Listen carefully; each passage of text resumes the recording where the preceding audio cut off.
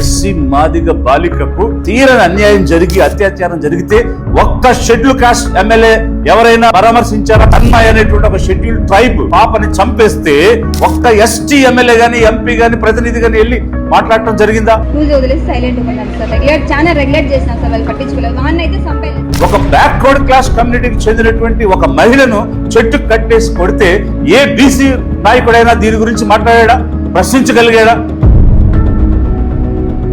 తెనాలిలో పోలీసులు అతి దారుణంగా రోడ్డు మీద ఎస్సీలను మైనారిటీలను కొడుతూ ఉంటే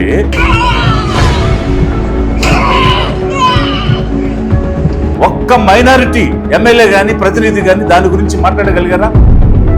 131 మంది ఎంపీలు, 36 మంది ఎమ్మెల్యేలు, ఇంకా మున్సిపల్ కార్పొరేషన్స్ లో మేయర్స్, జిల్లా పరిషత్తులు, చైర్మన్లు, గ్రామాల్లో సర్పంచులు ఇంతమంది ఉండి ఇంత అన్యాయం జరుగుతుంటే, ఇన్ని దాడులు జరుగుతుంటే ఒక్కరైనా తమ జాతి కోసం, జాతి ప్రయోజనాల కోసం మాట్లాడగలిగారా?